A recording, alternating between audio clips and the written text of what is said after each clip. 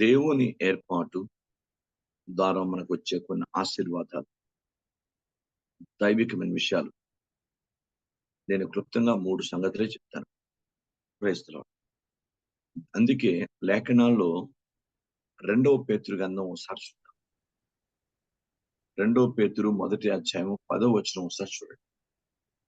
అందువల్ల సహోదరులారా, ఆ! మీ పిలుపును ఏర్పాటు నిశ్చయం చేసుకొనుటకు మరి జాగ్రత్త పడుడి. చాలండి. మీ పిలుపు, ఏర్పాటు 2 గొప్పవే. పిలుపును అలక్ష్యం చేయడానికిలే, ఏర్పాటు అలక్ష్యం చేయడానికి. కానీ ఇంకా బైబిల్ గ్రంథంలో మత్తయి సువార్త 22వ అధ్యాయంకి వెళ్తే అక్కడ పిలువబడిన వారు అనేకులు, ఏర్పాటు చేయబడిన వారు కొందరే అంటాడు. అంటే ఏర్పాటుకి ఎక్కువ ప్రాధాన్యత ఉంది. కొంతమంది పిలుపును తునీకరించినటువంటి పరిస్థితి ఉన్న జాగ్రత్త గమనించండి. తునీకరించి చాలా మంది తప్పిపోతున్నారు. కొంతమంది పిలుపుని అర్థం చేసుకుని పిలుపుని బట్టి ఏర్పాటులోకి వెళ్ళి ఏర్పాటును మరీ ఇంకా ఉన్నతంగా పటిష్టం చేసుకుంటారు. ఇలాంటి పరిస్థితులు ఉన్నాయి. కనుక దేవుని గ్రంథంలో రాయబడినటువంటి పవిత్రమైనటువంటి సారాంశం ఏంటంటే, నీ పిలుపు, ఏర్పాటు 2 కూడా నిశ్చయం చేసుకోవాలి.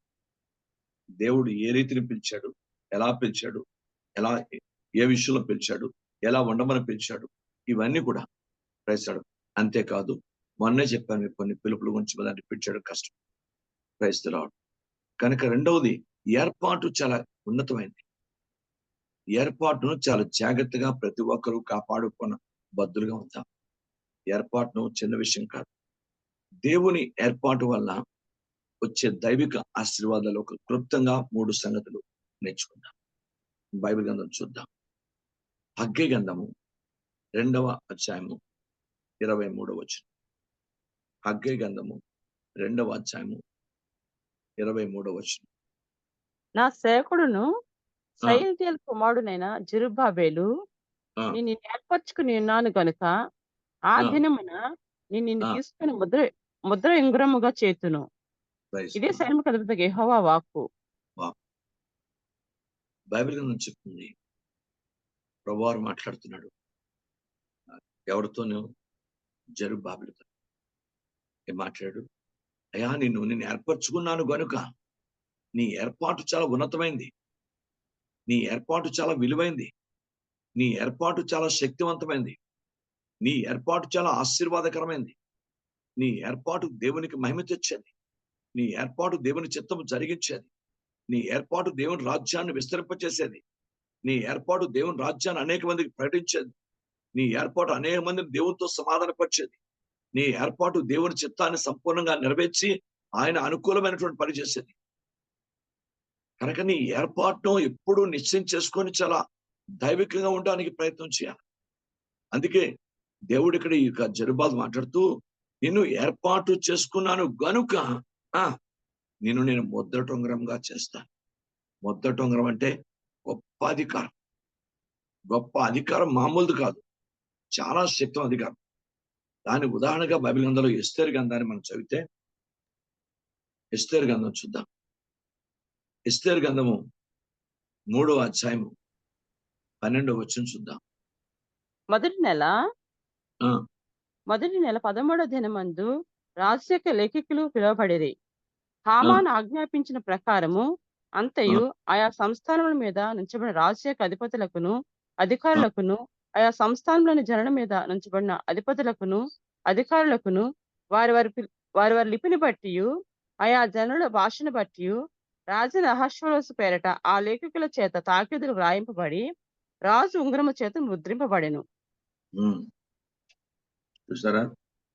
ఆ ఒక్క ముద్ర ఎందుకు పెట్టాడంటే, హామాను యూదుని నాశనం చేయడానికి తలంచి, ఆ యూదుని నాశనం చేయాలంటే రాజు తాకీదు కావాలి. రాజు అధికారం కావాలి. మీకు అర్థమైందా? కనుక ఆ రాజు అధికారం తాను తన జీవితంలో మొదటంగరంగా ఆ రాజుని తీసుకొని దాన్ని ముద్రించి, దాన్ని యూదులు మొత్తం సంస్థానంలో ఆ దేశంలో ఎవరు ఉండకుండా చంపేయాలన్న ప్రయత్నంలోకి హామాను వెళ్ళిపోయాడు. జాగ్రత్తగా గమనించాలి. ఆ హామాను ఆ ప్రయత్నంలోకి వెళ్ళిపోవడం వలన అక్కడ వచ్చినటువంటి పరిస్థితి ఏంటంటే, ఇప్పుడు హామాను కంప్లీట్‌గా రాజు యొక్క అధికారం అతని దగ్గరికి వచ్చింది. అలాగా చంపడానికి కావాల్సిన అధికారం వాడి చేతికొచ్చింది. ఉంగరం, రాజుకున్న ఉంగరము అది చాలా ఇప్పటికి కూడా ఇప్పుడున్న రోజుల్లో మీరు బిషప్ గారిని ఉదాహరణకి జ్ఞానపురం బిషప్ గారు ఉన్నారు. జ్ఞానపురం బిషప్ గారిని ఆ యొక్క ఉంగరాన్ని ముద్దు పెట్టుకోవాలి ఎంతమంది ప్రయత్నం చేస్తున్నారు. కార్డినల్స్ వాళ్ళ ఉంగరాన్ని ముద్దు పెట్టుకోవాలి ఎంతమంది ప్రయత్నం చేస్తుంటారు. పోపు అయితే పోపు తాలూకా ఉంగరాన్ని ముద్దు పెట్టుకోవాలి అంత అధికారం ఉంది. ప్రపంచంలో ఈ మిగతా ఉన్నవారు అన్ని అధికారుల కంటే పోపు చక్రవర్తి అధికారం చాలా టాప్. పోపుకి అంత అధికారం ఉందట. దైవజనుడు సౌలు బాబు గారు చెప్తారు ఒకసారి, పోపుకి ఎంత అధికారం ఉందంటారు. కనుక మీరు జాగ్రత్తగా గమనించండి. కనుక రాజ్యాధిపతులు ఎవరు? ఉదాహరణకి రష్యా ప్రధానమంత్రి, భారతదేశం ప్రధానమంత్రి, లేక ఇతరమైన దేశాలు అయినా అందరూ పోపు. ఇంతకు ముందు పోపు గారు చనిపోతే కొన్ని వందల మంది దేశాధిపతులు వచ్చారు. ఇంతకు ముందున పోపు గారు చనిపోయినప్పుడు జాన్ పాల్ 1, జాన్ పాల్ 2 నా బాగా జ్ఞాపకం. అంటే ఒక పోపుకి ఎంత అధికారం ఉంది, ఈవెన్ రాజ్యానికి రాజుకి ఎంత అధికారం ఉంది, ఆ ఉంగరానికి ఎంత అధికారం ఉంది. అది చిన్న మామూలు బంగారు పొంగరం అనుకుంటాం, కానీ దానికి ఎంత అధికారం ఉంది. దాని చేత ముద్రిస్తే ఇంకా తిరుగులేదన్నమాట ఆ అధికారానికి. ఇక్కడ దేవునికి వాక్యాన్ని బట్టి బైబిల్ గ్రంథంలో చెప్తాడు, దేవుని మహాకృప ఏంటంటే అద్భుతంగాను ఎస్తేరుని దేవుడు వాడుకున్నాడు కనుక హామాను చేత యూదులకు నాశనం కలగకుండా దేవుడు అదే ఉంగరాన్ని ఉపయోగించాడు. అదే ఉంగరాన్ని ఉపయోగించి మరలా వేరే తాకిదని రాపించాడు. ఉదాహరణ మనం చూద్దాం. దానిలో కూడా 8వ అధ్యాయం 8వ వచనం చదవాలి. ఎస్తేరు అయితే గ్రంథం. అయితే రాజు పేరిట వ్రాయబడి రాజు ఉమ్, ఉంగరముతో ముద్రింపబడిన తాకీదును ఏ మానవుడు మార్చజాలడు. కాగా ఉమ్, మీకు ఉమ్, ఇష్టమైనట్లు మీరు రాజు ఉమ్, అయిన నా పేరిట యూదుల పక్షమున తాకీదు వ్రాయించి రాజు ఉమ్. ఉంగరముతో దాన్ని ముద్రించుడి. క్రైస్తవుడు మరొక ముద్రను తయారు చేశారు. అదే ఉంగరంతో మరొక వ్రాతను తయారు చేసి ఆ వ్రాత మీద ముద్రించారు. ఇప్పుడు యూదులు దేవుని యొక్క వాక్యాన్ని బట్టి ఎవరైతే తాము వ్యతిరేకంగా ఉన్నారో వారిని నాశనం చేయడానికి అధికారం వాళ్ళకి ఇచ్చారు. క్రైస్తవుడు బైబిల్ గ్రంథాన్ని పరిశీలించండి. కనుక ఉంగరం, ముద్రట ఉంగరమునకు ఉన్నటువంటి గొప్ప దైవిక స్థితి. జాగ్రత్త. ముద్ర అంటే చిన్నది కాదు, చాలా అద్భుతమైన ముద్ర. ఒకసారి ప్రకటన గ్రంథంలోకి వెళ్దాం. ప్రకటన గ్రంథం 7వ అధ్యాయం 3 నుంచి చదవండి. ఈ దూత మేము ఆ ఉమ్, దేవుని దాసులను వారి నొసళ్ళ యందు ముద్రించు వరకు ఆ, భూమికైనను సముద్రమునకైనను చెట్లకైనను హాని చేయవద్దని బిగ్గరగా చెప్పాను. ఉమ్, మరియు ముద్రింపబడిన వారి లెక్క చెప్పగా వింటిని. ఇశ్రాయేలు ఉమ్. గోత్రం అన్నిటిలో ముద్రింపబడిన వారు ఇశ్రాయేలులో 12 గోత్రాలు. 12 గోత్రాల్లో 12,000 మంది ఒక్కొక్క దగ్గర, ఒక గోత్రానికి 12,000 మంది ఎంచుకుంటే 12 12 144 1,44,000 మంది ముద్రించబడినట్టు లేఖనాలు చెప్తున్నాయి ఇక్కడ. అంటే ముద్రకి ఎంత ఉన్నతమైన అధికారం, ఆశీర్వాదం ఉందో ఇక్కడ మీరు చూడండి. వీళ్ళందరూ ముద్రించబడిన వారేంటి? ఈ ముద్ర వాళ్ళ జీవితంలో ఎంత ఆశీర్వాదమో, ఎంత ఉన్నతమైనదో దేవుడు ఎంత నిలబెట్టాడు వాళ్ళని. 1,44,000 మంది కూడా వారు ప్రత్యేకించబడినటువంటి సమాజం అది, ప్రత్యేకించబడిన గుంపది. దేవునికి స్తోత్రం. చూసారా ముద్రకి ఎంత ప్రాధాన్యత ఉందో. 9వ అధ్యాయం, ప్రకటన 9వ అధ్యాయం. అటు తరువాత నేను చూడగా ఇదిగో ప్రతి జనముల నుండి ప్రతి వంశం నుండి ప్రజలలో నుండి ఆయా భాషను మాట్లాడే నుండి వచ్చి ఎవడను లెక్కింపజాలని ఒక గొప్ప సమూహము కనబడెను. వారు తెల్లని వస్త్రం ధరించుకున్న వారే. నేను 9వ అధ్యాయం అన్నాను. 9వ వచనంలో 9వ అధ్యాయం 4వ వచనం. మరియు నొసలియందు దేవుని ముద్ర లేని మనుషులకే తప్ప భూమిపైన గడ్డికైనను ఏ మొక్కలకైనను మరి ఏ వృక్షములకైనను హాని కలుగ చేయకూడదని వాటికి ఆజ్ఞ ఇయ్యబడెను. ఎవరికైతే భూమి మీద దేవుని ముద్ర లేదో వాళ్లకు బాధించడానికి తగిన స్థితి, అధికారం వాళ్ళు కలిగింది. అంటే ముద్ర కూడా ఇంపార్టెంట్. ఎంత గొప్పది. మన నొసలు యందు తప్పకుండా తండ్రి కుమార పరిశుద్ధాత్మ దేవుని ముద్ర ఉండి తీరాలి. అందుకే దేవుడు బైబిల్ గ్రంథంలో ఈ యొక్క జరుబ్బాబెలుతో చెప్తున్నాడు, నేను ముద్రటుంగరంగా చేస్తాను, నేను గొప్ప అధికారిగా దీవిస్తాను. ఎందుకు? నేను ఏర్పరచుకున్నాను. ఆ ఏర్పాటు నిలబెట్టుకున్నాడు ఆయన. ఆ ఏర్పాటుకు తగినట్టుగా ప్రవర్తించాడు. ఆ ఏర్పాటుకు తగినట్టుగా జీవించాడు. ఆ ఏర్పాటుకు తగినట్టుగా తన ప్రవర్తన మార్చుకున్నాడు. ఆ ఏర్పాటుకు తగినట్టుగా తన స్థితిని మార్చుకున్నాడు. ఎప్పుడు దేవుని ఏర్పాటుకు తన సమస్తంలో, తన కుటుంబంలో, తన అంతర్గత ప్రాధాన్యత ఇచ్చాడు ఆయన. ఏర్పాటు ప్రక్కన పెట్టలేదు. మనం ఏర్పాటు చిన్నచూపు చూస్తున్నాం. మనం ఏర్పాటు చిన్నచూపు చూడకూడదు. దేవుని ఏర్పాటు గొప్ప అధికారాన్ని తీసుకెళ్తుందని, గొప్ప అధికారాన్ని తీసుకెళ్తుంది. తండ్రి పాదాల దగ్గర ప్రతి ఒక్కరూ ప్రార్థించుకున్న సమయం ఇది. దేవా, నేను నన్ను ఏర్పరచుకున్నావు. నా ఏర్పాటు ఎప్పుడూ కడ వరకు దేవునికి అనుకూలంగా, దేవుని చిత్తానుసారంగా, దేవునికి ఇష్టకరంగా దాన్ని నేను సద్వినియోగపరచుకునే కృపను దయచేయండి మనం ప్రార్థించబద్దులు ఉండి దానికి తగినట్టు మన ప్రవర్తన, ఏర్పాటుకు తగిన ప్రవర్తన ఉండాలి. ఏర్పరచబడ్డామని మనం వేరే కాదు. ఏర్పరచబడిన మనం ఆ ఏర్పాటుకు తగినట్టు మన జీవితం ఉండాలి. దేవునికి స్తోత్రములు కలుగుతాక. ప్రభువారు తన శిష్యులను ఏర్పరచుకున్నాడు గనుక ఆ ఏర్పాటు తగినట్టు వారికి తగిన అభిషేకం ఇచ్చాడు, తగిన అధికారం ఇచ్చాడు, తగిన ఆశీర్వాదం ఇచ్చాడు, తగిన శక్తినిచ్చాడు, తగిన అద్భుతాలు విడిపించడానికి, కట్టడానికి అనేకమైన ఆధిపత్యము, అధికారము, ఆశీర్వాదము, అభిషేకము అన్ని కూడా యేసుప్రభువారు తన శిష్యులకు ఇచ్చినట్టు లేఖనాలు చెప్తున్నాయి. బైబిల్ గ్రంథాన్ని పరిశీలిస్తాయి. 15వ అధ్యాయము యోహాను సువార్త 16వ వచనం.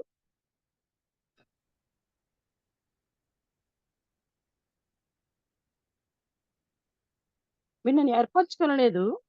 ఆ నన్ను ఏర్పరచుకొనలేదు. మీరు నా పేరిట తండ్రిని ఏమి అడుగుదురో ఆ మీకు అనుగ్రహించినట్టు మీరు వెళ్ళి ఫలించుటకును, మీ ఫలం ఆ నిలిచుటకును నేను మిమ్మల్ని ఏర్పరచుకొని నియమించితిని.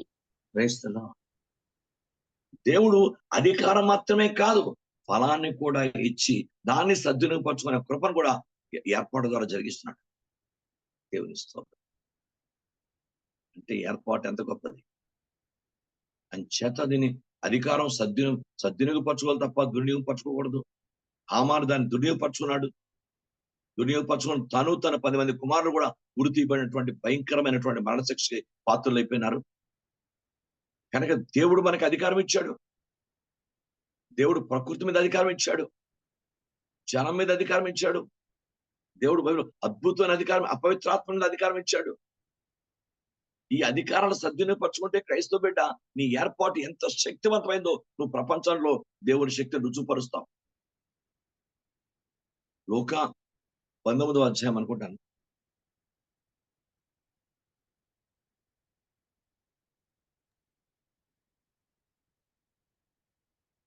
లూకా సువార్త 10:19 చదవండి. లూకా 10:19. ఇదిగో పాములను తేళ్లను త్రొక్కుటకును ఆ, శత్రు బలమంతటి మీదను మీకు అధికారం అనుగ్రహించి ఉన్నాను. ఆ, ఏది మీకు ఎంత మాత్రమును హాని చేయదు. ఉందా? ఏర్పాటు చేయబడిన వాడికి దేవుడు ఇచ్చిన అధికారం ఎంత గొప్పదో. ఆయన్ని ముద్రటుంగరంగా చేశాడు జరుబ్బాబెల్ని. ఇక్కడ శిష్యుల్ని అపవిత్రాత్మలు వెళ్ళగొట్టుకు, రోగులను స్వస్థపడుకు, అన్ని విధాల పాములు తేళ్లు తొక్కుటకును శత్రు బలం అంతరం మీదకి అధికారం ఇచ్చారు. ఏది మీకు ఎంత మాత్రం హాని చేయదు. సరే, ఏర్పరచబడిన వానికి ఉన్న అధికారం ఎంత గొప్పది. ఇప్పుడు మీరు అంచనా వేయండి. మనం ఏర్పాటు చేయబడిన ప్రజలు మనం. అందుకే మన ఏర్పాటు, మన పిలుపును నిశ్చయం చేసుకునే దైవిక జీవితం నాకు మీకు ఉండాలి. మన ఏర్పాటును పోగొట్టుకోకూడదు. అన్య స్నేహితుల వల్ల, అన్య బంధువుల వల్ల, అన్య సమాన క్రియల వల్ల, అన్య సమాన పరిస్థితుల వల్ల, దేని వల్ల మన ఏర్పాటు, మన పిలుపును మనం ఎప్పుడు పోగొట్టుకునే ప్రయత్నం మనం చేయకూడదు. దేవునికి స్తోత్రం కనుక గుర్తుపెట్టుకోండి. బైబిల్ గ్రంథంలో ఉంది. ఇర్మియాతో చాలా స్పష్టంగా చెప్పాడు ప్రభువు, నువ్వు వారు తట్టు తిరగకూడదు, వారు నీ తట్టు తిరగాలి. ఎందుకంటే నేను ఏర్పాటు చేయబడ్డాడు. ఆయన పిలుపు ఏర్పాటు ఉంది. ఇర్మియాకి కట్టుటకు, పడగొట్టుటకు కూడా అన్నిటి కూడా పూర్తి అధికారం ఇచ్చేశాడు దేవుడు. ఎందుకంటే ఆయన ఏర్పాటు చాలా గొప్పది ఇర్మియా. కనుక నువ్వు ఏదో మామూలుగా ఉండటానికి లేదు. ఏవి నిత్యములో ఏవి గణంలో గుర్తుపడితే నీకు ఇత్తడి ప్రాకారం వల్ల నేను చేస్తానని చెప్పాడు. ఇర్మియా 15:19 మాట రాయబడి, ఏవి నీచములో ఏవి గణంలో గుర్తుపడితే నా నోటి వల్లే నువ్వు ఉంటావన్నాడు. దేవుడే స్వయంగా చెప్పారు ప్రభువారు ఇర్మియాకి. ఏర్పాటు చాలా జాగ్రత్త చూసుకోవాలి.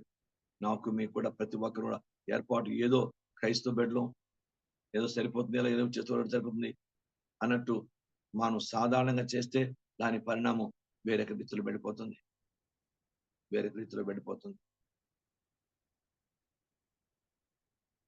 సరే, దేవుని పాదాల దగ్గర ప్రార్థన చేద్దాం. తండ్రి, నా ఏర్పాటు ప్రతి సిస్టర్ ప్రార్థన చేసుకోండి, ప్రతి బ్రదర్ ప్రార్థన చేసుకోండి, యవనస్తులు ఒక జూలో ప్రార్థన చేసుకోండి. దేవా, నా ఏర్పాటు చాలా గొప్పది. ఎంత గొప్ప దైవిక ఏర్పాటుని ఇచ్చావు. నా ఏర్పాటుని ఏం చేయాలో 2వ దినవృత్తాంతాల్లోని 29వ అధ్యాయం 11వ వచనం రాయండి. మన ఏర్పాటుకి ఏం చేయాలి చూడండి. 2వ దినవృత్తాంతాలు 29వ అధ్యాయం 11వ వచనం.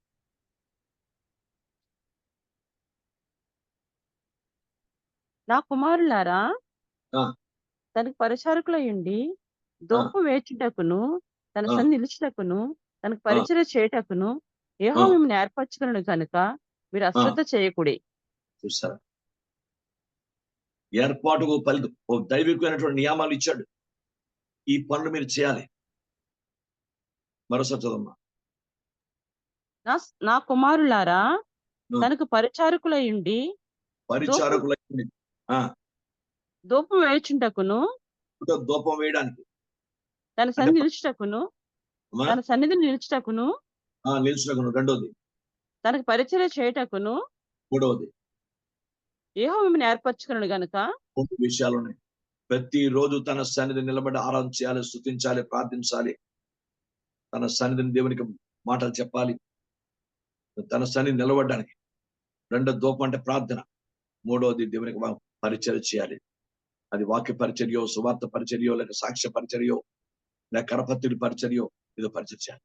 ఇన్నిటి వీటి గురించి దేవుడు మనని ఏర్పాటు చేసుకున్నాడు అని పరిశుద్ధాత్మ దేవుడు గ్రంథం రాయించాడు. ఏర్పాటు చాలా గొప్పది. ఏర్పాటుని చాలా జాగ్రత్తగా చేసుకుందాం. ఇక్కడ జెరుబ్బాబెలుకి ఎంత దైవిక అధికారం ఇచ్చాడు. ముద్రట ఉంగరంగా నేను చేస్తున్నాను ఆ దినమున. Praise God. కనుక నీ ఎంత అధికారంతో, ఎంత అది ఉన్నతమైన శక్తివంతంగా నిన్ను ఆశీర్వదిస్తాను.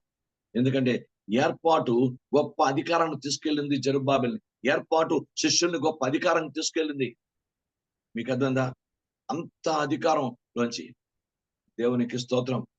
యెహోషువ సూర్యచంద్ర నక్షత్రాలను శాసించాడు. దేవుని ఏర్పాటుది.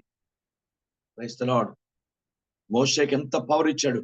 దేవుని ఏర్పాటు. బైబిల్ అని చెప్తుంది, ఏర్పాటు చేయబడిన ప్రజలు పిలుపు మాత్రమే కాదు, పిలుపుని ఇంకా సద్వినియోగపరచుకొని ఏర్పాట్లోకి వెళ్ళి 2 దేవుని వాక్యానుసారం నిశ్చయం చేసుకోవాలట. నీ ఏర్పాటు జాగ్రత్త కాపాడుకో.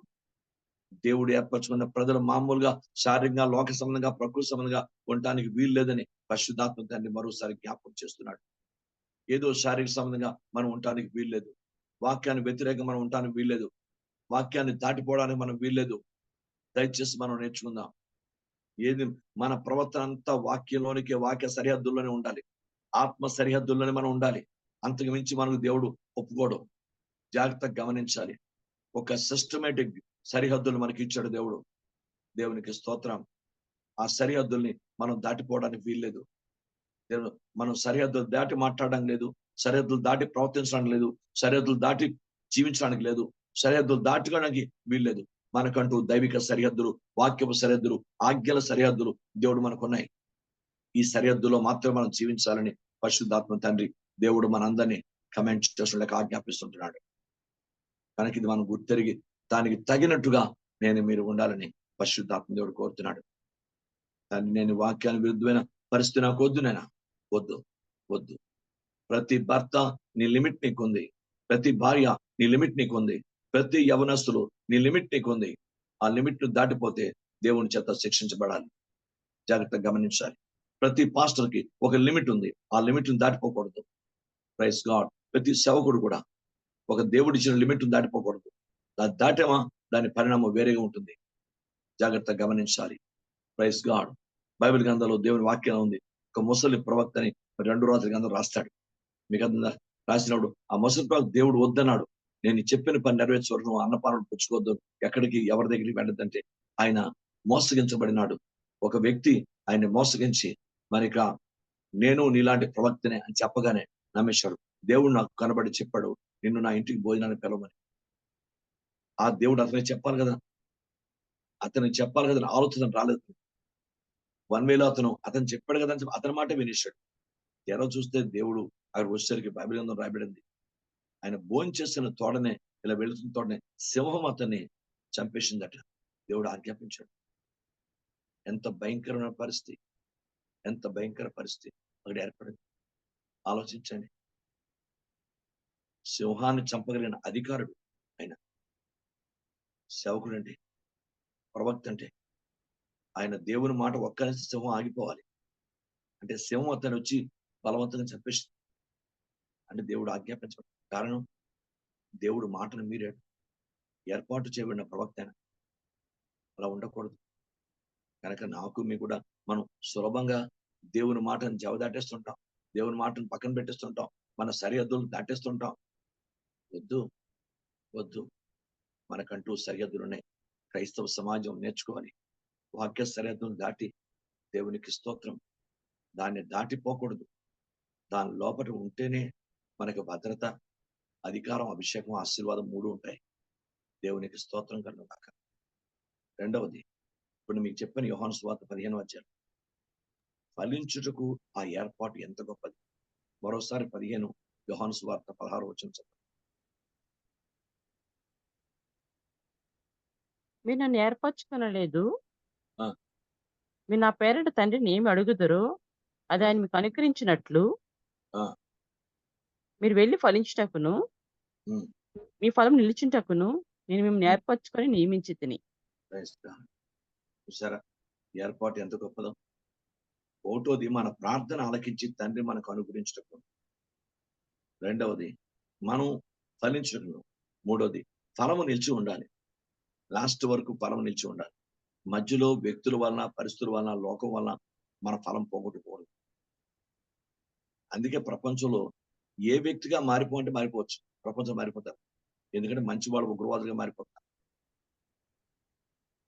మీకు గుర్తుంది కదా, ఉగ్రవాదులు మంచిగా మారేది తక్కువ, మంచివాడు ఉగ్రవాదులుగా మారిపోయేది ఎక్కువ ప్రపంచం. ఎందుకు? నిరుద్యోగ సమస్యల వల్ల, కుటుంబ పోషణ తట్టుకోలేక, ప్రపంచంలో ఎవరి దగ్గర తల వంచలేక, అనేక రకాల కారణం వల్ల ఉగ్రవాదుల్లోకి జాయిన్ అయిపోతున్నారు చాలా. ఎంత భయంకర పరిస్థితి మీకు అర్థందా? ఈరోజు చాలా జాగ్రత్తగా మనం ఆలోచించాలి. ప్రభు పాదాల దగ్గర, తండ్రి నా ఏర్పాటు ఎంత గొప్పది, నేను ఫలించాలి.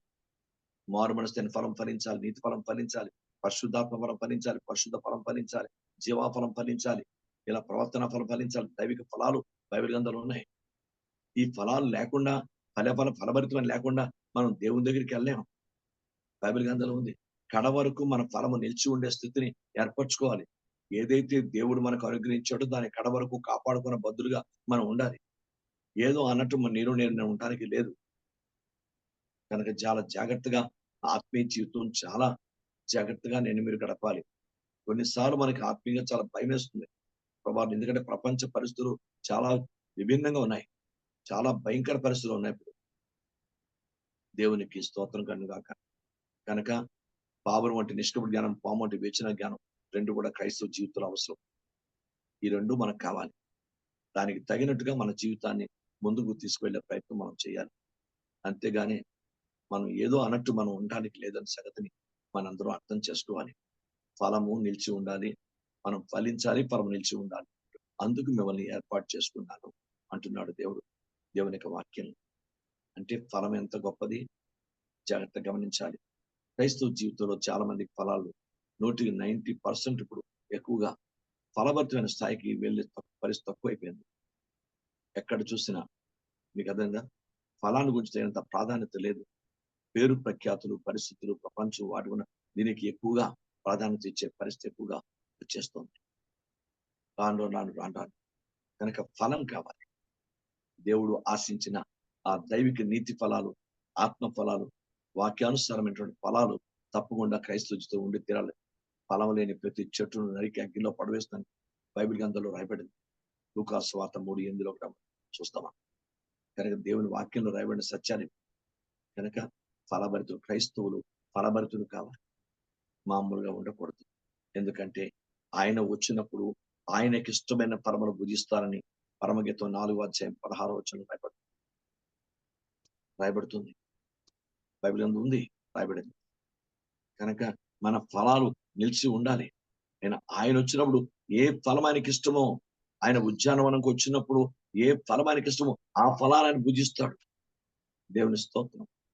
కనుక ఆయన కొరకు సిద్ధపాటులో మనం ఫలభరితమైన జీవితాన్ని చాలా జాగ్రత్తగా కాపాడుకుంటూ ఉండాలని పరిశుద్ధాత్మ తండ్రి మనం కోరుతున్నాడు. అందుకే క్రైస్తవుడు ఫలించే వ్యక్తిగా ఉండాలి. దేవునికి స్తోత్రం కలుగుగాక. అలా మీరు ఉండి తీరాలి. దేవునికి స్తోత్రం. అందుకే లేఖనాల్లోని 92వ కీర్తన 12వ వచనం, నీతిమంతుడు ఖర్జూరవృక్షం వలె మోగు వేయును. మోగు అంటే 1, 2 కాదు, పెద్ద గుత్తి. అది పెద్ద గుత్తి.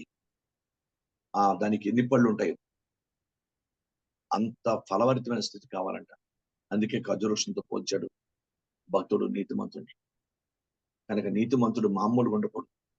ఖర్జూరవృక్షంలో మోగు వేయాలట. ఖర్జూరవృక్షం నుంచి మరోసారి నేర్చుకున్నాం.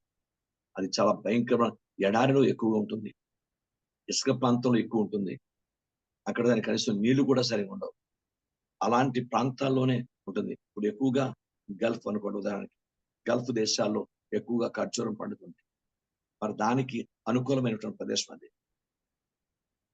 చూసారా, బైబిల్ గ్రంథంలో చెప్తే ఎరుకో ప్రదేశంలో ఎక్కువగా ఖర్జూర వృక్షాలు ఉన్నట్టు లేఖనాలు చెప్తున్నాయి. చూసారా, ఏదైనా ఎడారి అంటే అది ఖర్జూర వృక్షం మనం చూసినట్లయితే చెట్టు బెరడుగా ఉంటుంది, ఏది సాపుగా ఉండదు, చెట్టు ఎక్కడానికి కూడా వీలవదు, అంత బెరడుగా ఉంటుంది కదా.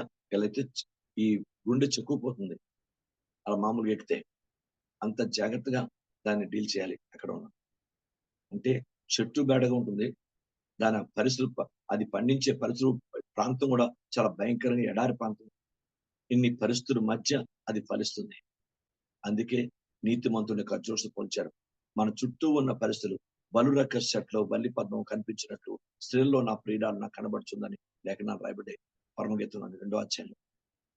కనుక అంత బలురక్క చెట్ల మధ్య మనం ఉన్నప్పుడు జాగ్రత్తగా గమనించాలి.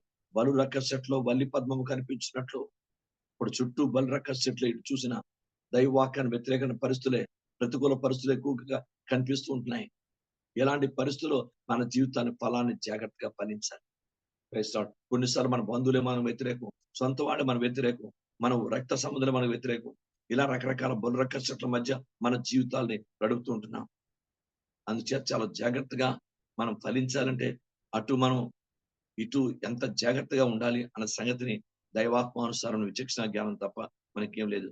దేవుడు ఆత్మ ద్వారా మనం నడిపిస్తే తప్ప మనం ఆ మార్గంలో వెళ్ళాం. కనుక నాకు మీకు కూడా ఉదయకాలం పరిశుద్ధాత్మ దేవుడు మాట్లాడుతున్నాడు. కనుక దేవా, మా ఫలము నిలిచి ఉండాలి. అలాంటి పరిస్థితుల మధ్య కూడా మనం ఫలించాలి. ప్రతికూల పరిస్థితుల్లో కూడా మనం ఫలించాలి.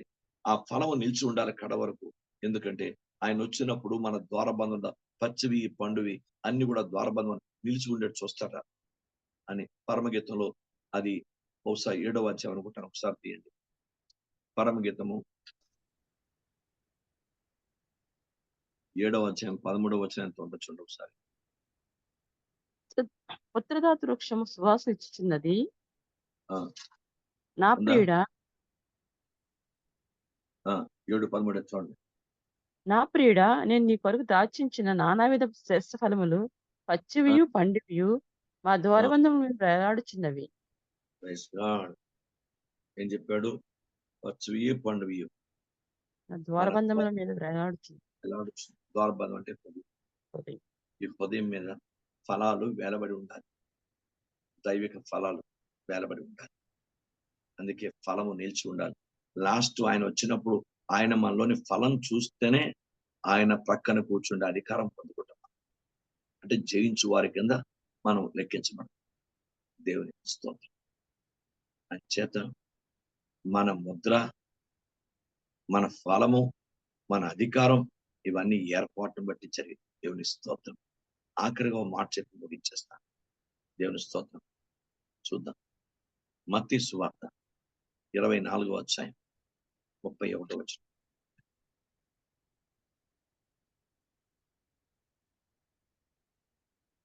మత్తయి సువార్త 24వ అధ్యాయం 31. 31 పాస్టర్ గారండి. అవును. తన మహిమతో మనిషి కుమారుడును ఆయనతో ఆ, కూడా సమస్త దూతలను వచ్చినప్పుడు ఆయన ఆ, తన మహిమ గల సింహాసనం మీద ఆసీనుడై ఉండును. ఆ. అప్పుడు సమస్త జనములు ఆయన ఎదుట పోగు చేయబడుదురు. గొల్లవాడు మేకల నుండి గొర్రెలను వేరుపరిచినట్లు ఆయన వారిని వేరుపరిచి ఒక నిమిషం.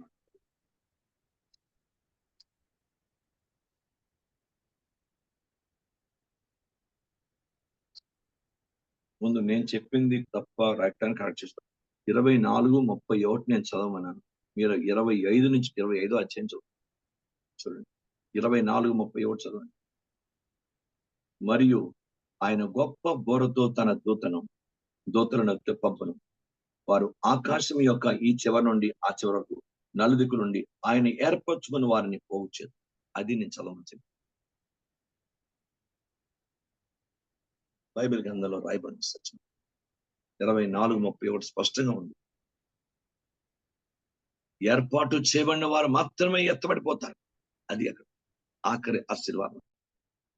బైబిల్ ఏర్పాటు చేయబడిన వారు వాళ్ళ ఏర్పాటును కాపాడుకుంటే, వారి ఏర్పాటు ప్రకారం జీవిస్తే దాని యొక్క పవిత్రమైన ఫలితం ఏంటంటే ఆయన ఏర్పరచుకున్న వారిని పోగు చేతును. 4 దిక్కుల నుండి దేవదూతలు 4 దూతలు ఏం చేస్తారు? బోర ఊదినప్పుడు ఎవరైతే ఎత్తబడతారో దానిలోంచి ఎవరు పోగు ఏర్పాటు చేయబడిన వారు మాత్రమే ఎత్తబడతారు. అది ర్యాప్చర్, ఎత్తబడడం అంటారు. ఆ దైవిక బోరధ్వని వినపడినప్పుడు ఎక్కడ ఎవరు ఏ దీంట్లో ఉన్నా ఏర్పరచబడిన వారు, అది ఏ ఊర్లో ఉన్నా, ఏ దేశంలో ఉన్నా, ఎక్కడున్నా, పండుకున్నా, కూర్చున్నా, భోంచేస్తున్నా, ఏ స్థితిలో ఉన్నా వారు ఏర్పాటు చేయబడిన వారికి ఉన్న ఆశీర్వాదం. దేవునికి స్తోత్రం. చూసారా? ఏర్పాటు చేయబడిన వారికి అధికారం ఇచ్చాడు. ఏర్పాటు చేయబడిన వారికి ఫలము ఇచ్చాడు.